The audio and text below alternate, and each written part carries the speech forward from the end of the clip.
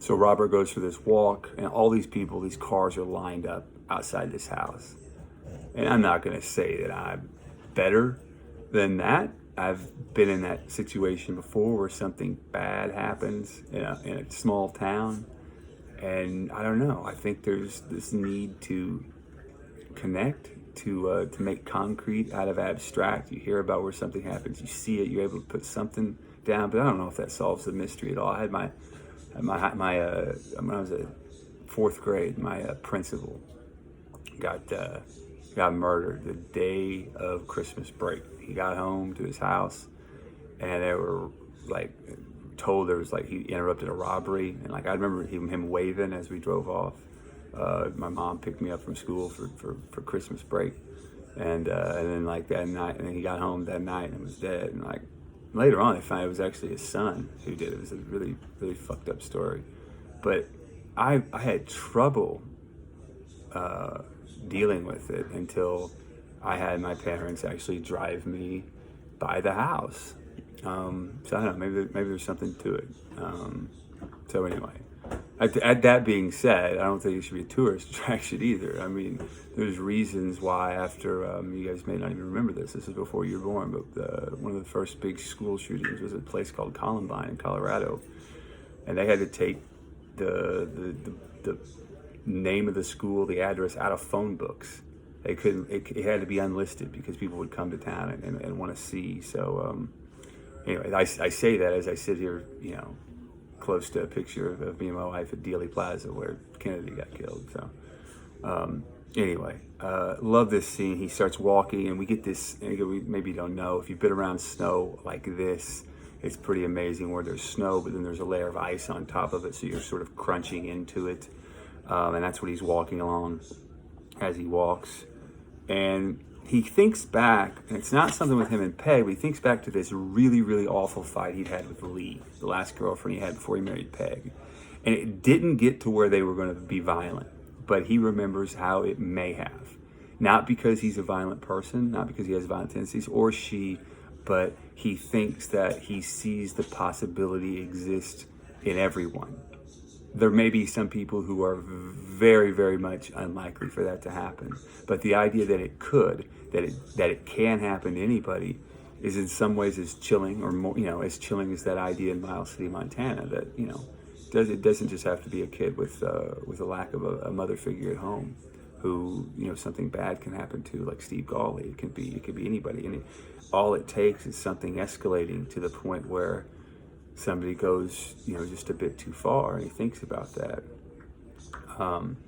There are things I absolutely internally want to forget. Robert had told Peg, and again, this now takes us to like whenever he and Peg are getting together. He talked about cutting his losses, abandoning old habits. He sort of becomes a new person when he meets her in a lot of ways. Airs of avoidance I mistook for airs of passion. In return, Peggy. So basically, he, like usual, he's a good talker. There's some frank to him, I think. And with Peg, she gives him just facts.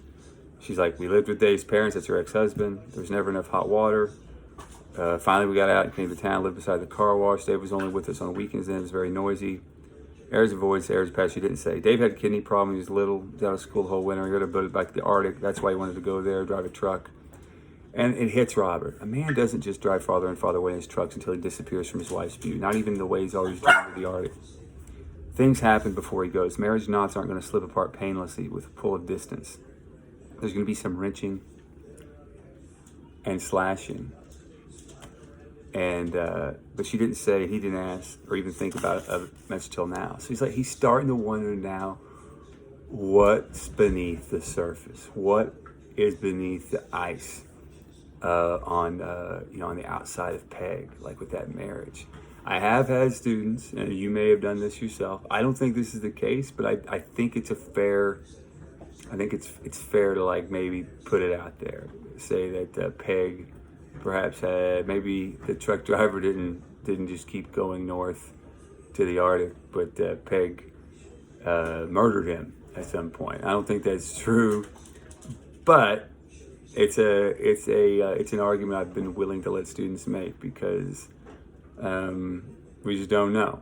I think that's a little I think it's a little unfair in some ways, just because somebody's reserved and doesn't want to talk about it doesn't mean they're automatically covering up a murder. But her, you know, her proximity, her willingness to get close within proximity of this violent act, does tell him that she's probably seen some violence. There's violence under there that she's been a part of. Most likely the receiving end, as these things horribly work out sometimes. But nevertheless, so he keeps walking over the snow. He'd reached the diner. He found he didn't want to go in yet. He would go on the highway. By the time he was on his way home, police car was parked at the diner and to be gone. When they saw Robert, they wanted to know how Peg was. There was one thing he was going to ask her just before Clayton came in. At least he was turning the question over his mind, wondering how he could ask it. It was a discrepancy, a detail in the midst of so many abominable deaths. And he knew now it wouldn't be all right. It would never be all right. It had nothing to do with him. One description, one detail, one lie. Never have anything to do with him. So he's not going to pick at it. It's always going to be a mystery to him, maybe. But he knows that if he asks, it doesn't matter. He's not going to get the answer he wants. And this is one of those cases where you see epiphany in a Munro story come to a character, and all it does is give that character a deeper mystery, like a deeper sense of wonder about what is there, what's going on with his wife, what's going on with himself, really, how he handles things. So he keeps walking. At some point, he realizes that he's walked over a fence, like it's frozen over, like the snow drift has gone over a fence. So that's a really nice use of just sort of breaking borders, going over the border, and then he sees this strange, like weirdly beautiful ice thing. It looks like the Fortress of Solitude for my Superman fans. And we find out it's like this junkyard, like school buses and cars, and they'd all frozen over to make this like ice castles or whatever. It's really, really impressive, a really nice image there that speaks the objective correlative to all that darkness that that hardening up can cover up on the inside. He thought of himself telling Peg this, how close he'd got before he saw what amazed him, bewildered him was nothing but old wrecks. How he felt then and disappointed, but like laughing. They needed some new things to talk about. Now he felt more like going home. So I do get the sense that he's not going to ask her. And then we get to the question, like, here's what he would have asked. And I think this is a big one. I don't think it's anything to, just brush off.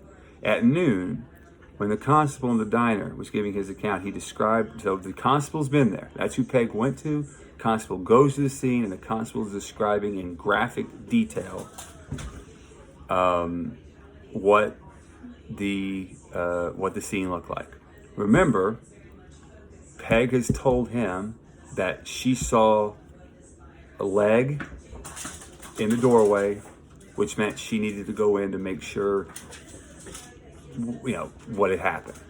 That's why she got so close to the blood. That's what she told him. But we find out that the force of the shot threw Walter Weeble backwards. It blasted him partway out of the room. His head was laying out in the hall. What was left of it was laying out in the hall. Not a leg, not the indicative leg, hole indecent in his trousers, the shod foot. That was what anybody turning the top of the stairs would see and have to step over. The head, step through in order to go inside the bedroom, which Peg had done, and look at the rest of what was there. We know she'd done it. We know she got close because of the blood on her jacket. She, at the top of the stairs, she would have seen the gore. All she would have needed to see. Why does she keep going closer? Why? I don't know. I don't know the answer. The answer is like, you could trace it back to Sweetheart of the Song, Trey Ball, and treat it back to just the mysteries of the human psychology. What pushes us to live? I know, just personally speaking, I've been out of there. But I probably would have forgotten to bring the damn eggs over in the first place. Nevertheless, it raises a lot of questions, and I don't know. I feel like this is going to be a great one for y'all to talk about. I can't wait to see some of the feedback. Remember, I think it was maybe the first or second part of this. I had something specific I wanted you to talk about for sure in your post, but All right, that's it. For next time, let's look at. I think I said differently, but I think we're going to skip that one. For next time, let's look at. Hold on, let me look at my book here. Terribly prepared. So many good things here. Let's look at the moons of Jupiter for next time. All right. All right. Have a good one. Bye bye.